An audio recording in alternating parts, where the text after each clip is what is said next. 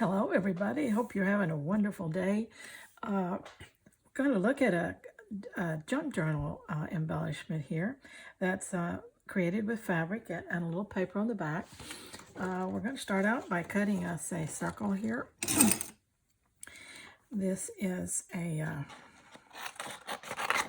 2.5-inch circle, I believe. But I think that's what I'm working with.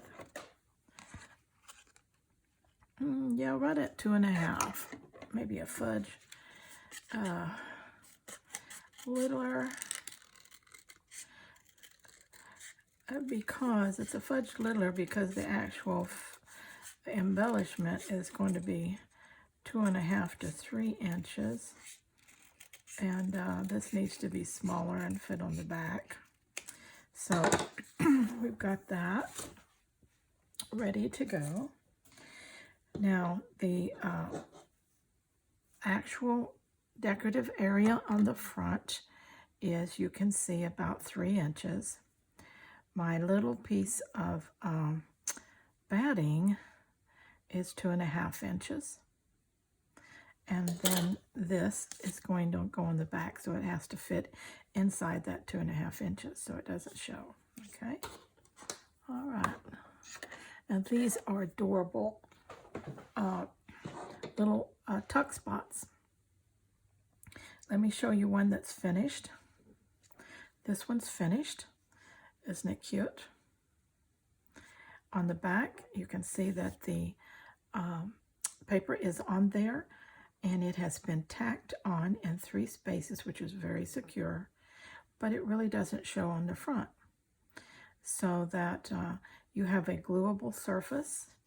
You can glue whichever part you want to leave the opening that you want to be able to tuck things under this. Okay, like for instance, let's see here, a little, yeah, when he be cute, tucked in there, little bird.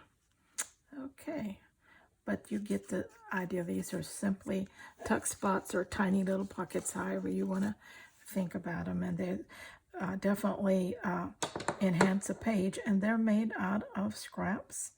You can see that this is just leftover threads that came out of this pile right here.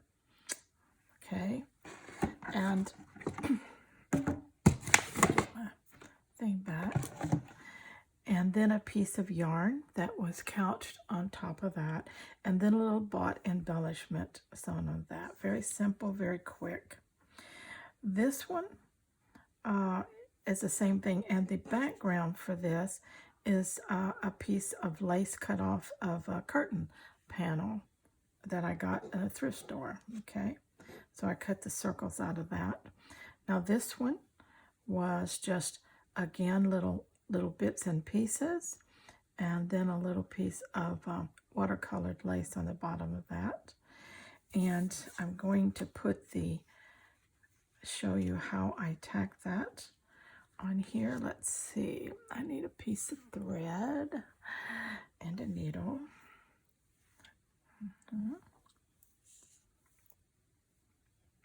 It's the same way that quilters tack quilts. Very simple, very easy.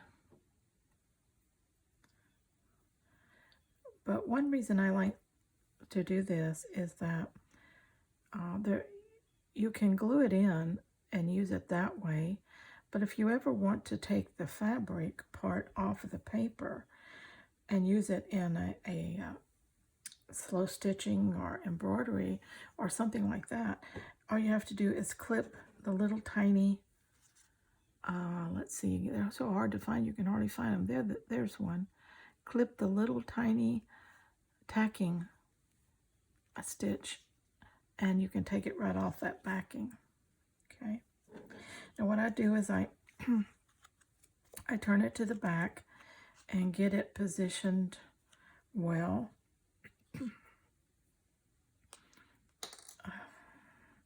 And you will go from the back to the front, so you can see what you're doing when you start off. You can go to the back to the front, bring that up. Okay. Oh, wait a minute. No, let's do that backwards, okay?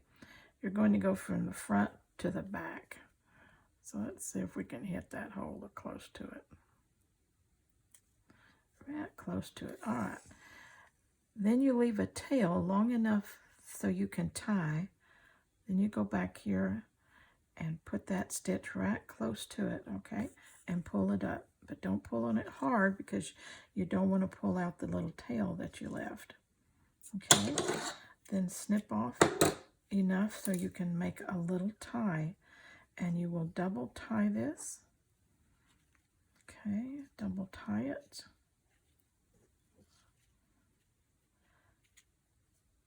And then come down and snip it very close, just right there. And you see that that just works in, you don't even see it, okay?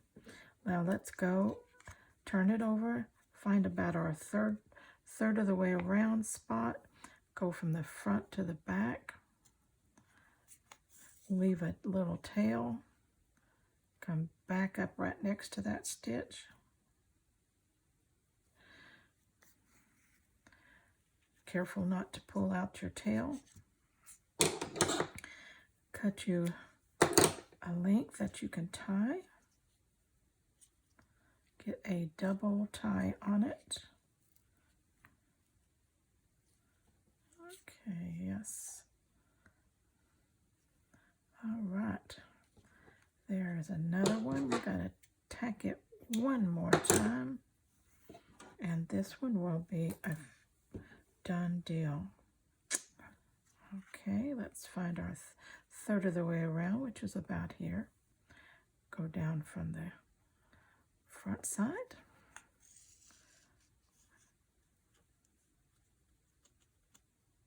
Leave our tail and come back up next to it.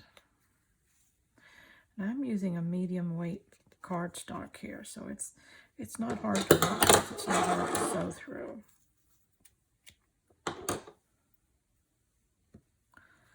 Okay. Excuse me, I'm always throwing my scissors down. I forget how much noise that makes. I took my green pad up that I was working on because I need to get a new one. And so this table makes a lot of racket when you drop your scissors on it. Okay. Now there's two done, and you don't even see those tacking stitches. Now, if you want to know how I create these, this is simple too. Let's take the one in the center, and it is actually, this is a machine sewn, but you can hand sew it.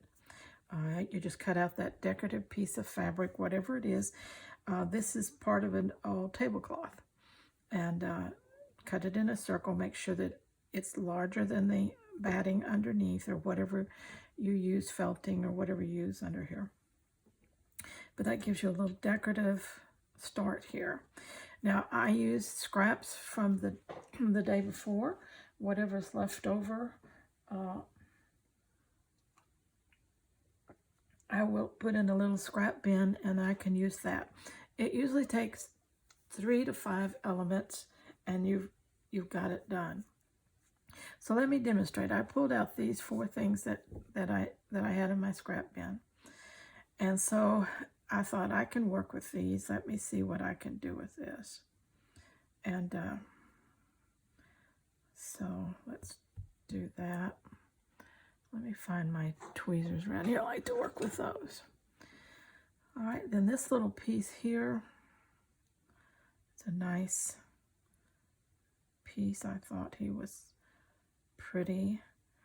He's actually a little bit long, but you know, it doesn't hurt if he hangs over. Then I have this threads. It may be too much, but we'll try it first. Let's tuck it under this one. Do it like that. let more of the purple show on this other side. Tuck it under that little piece of fabric. Okay, that's looking good already. We've got the yellow, we've got the white sheer, we've got the pink, we've got that. And then this was a scrap piece, and I thought, I really like that. I need to apply that to something. So let's see if we can make a little artsy statement with that.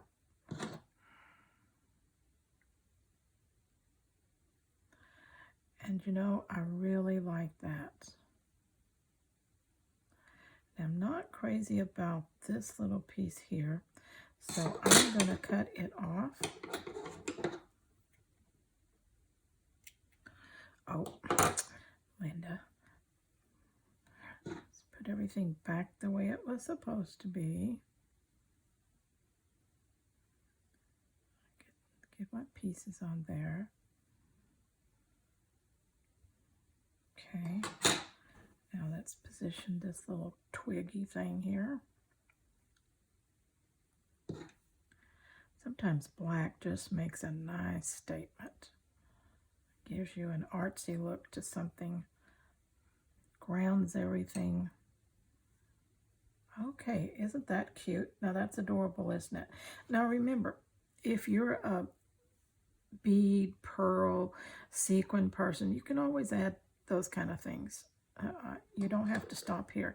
If you want to put a saying or word or anything like that, you can do that. You can either glue it or sew it to the top of here to go with your junk journaling theme, however you want to do that. So now I've got this down here, and I'm going to pin it in place so that the elements will generally stay in place as I try to sew this down.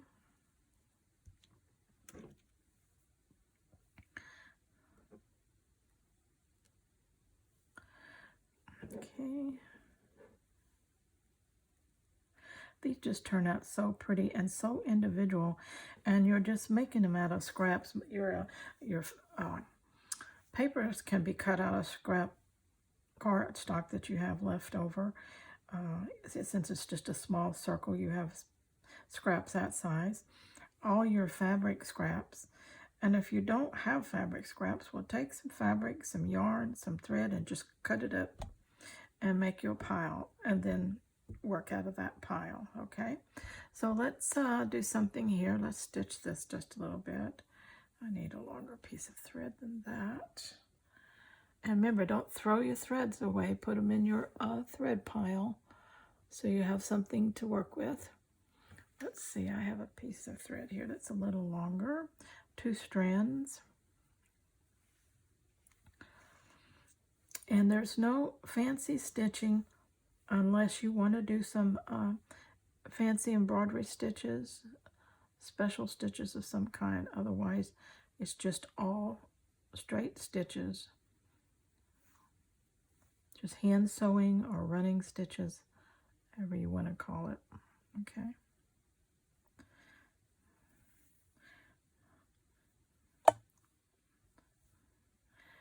And we'll just make a couple of stitches on here. Since this is a pretty blue, I'm gonna let it show as I outline this little piece here, just for decorativeness. Okay, I'm gonna stitch this specifically down this design and let the stitches show.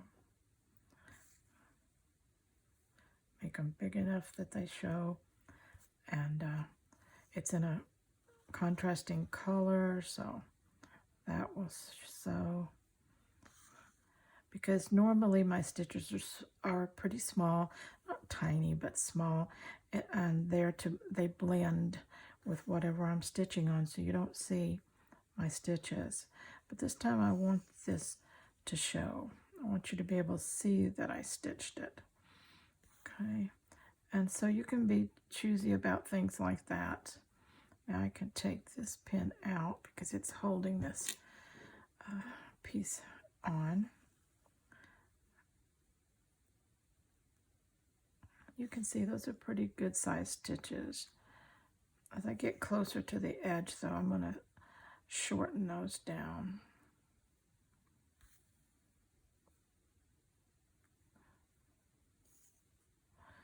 Whoops, almost pulled it out.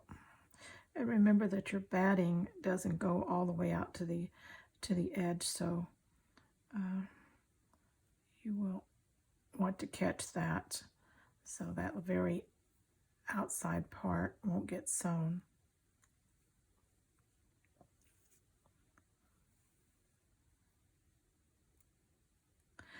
I like to lay my stitches in front to back most of the time because whatever I'm working on lays better, it lays flatter.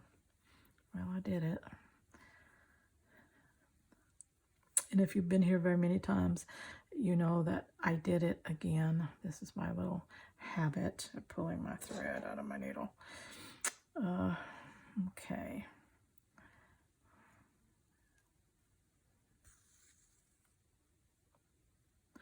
This just adds a little more color and a little more interest because you can see the stitches.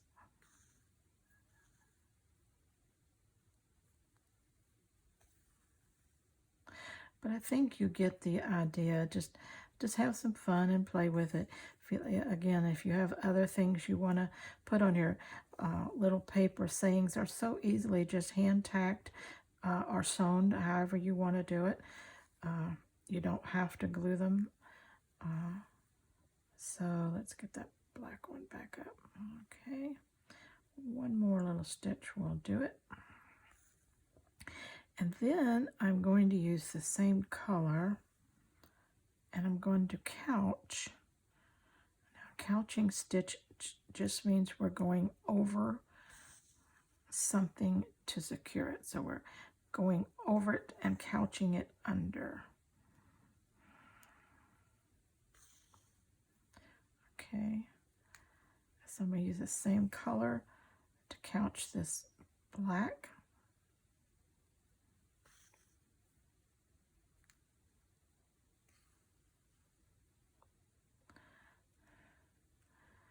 Then I'm going to catch just one side of that tiny little piece and then go over and catch the other side so that they'll stay spread and not too much of it loose at the end. Isn't that pretty?